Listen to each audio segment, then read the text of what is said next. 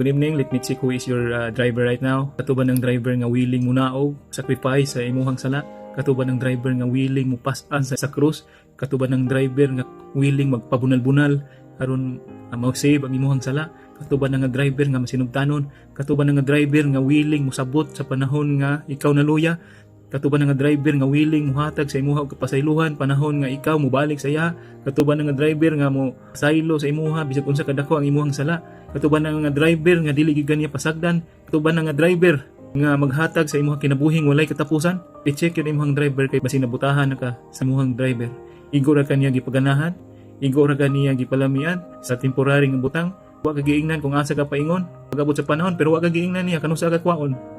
Mo na everyday i-check yun na to ang driver kung maayo gyud na atong driver. Physically able to sita pero spiritually blind yay. Mo nang i-check yun imong driver kung naapa ba kay saktong driver sa kinabuhi. Mao ba na ang makahatag sa imong kahayag? Mao ba na ang makahatag sa imong kinabuhing walay tapusan?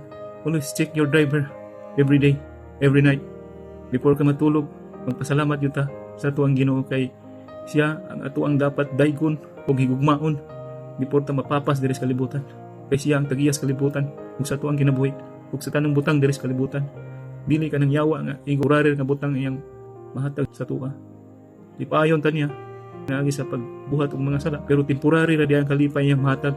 Dili pareha sa atuang Ginoo nga kinabuhing walay katapusan. Ang imong maangkon samtang buhi pa ta. Please check your driver kung naa pa ba ka sa saktong dalan. Hinumduman o hinuktukan yun nato na permi. Nga atong kanabuhi igo rin mo labay diri sa kalibutan. Napakay chance nga igugmaon ang atong Ginoo. Buhata ang tanan. Kanang samtang evil pa ka, makalakaw pa ka, lagsik pa ka. Para ma-feel yun nimo kung unsa kadako yun ang gugma sa Ginoo diri sa tuwa. Para ma-feel nimo kung unsa yun ka pinangga sa tuang Ginoo. Ayaw hulata nga saka na magkasakit na ka diyan na ka mga ipasaylo sa Ginoo. 50-50 na ka. Ayaw hulata nga magbasol ka pag-abot sa panahon. So kato lang, to God be all the glory. God bless us all.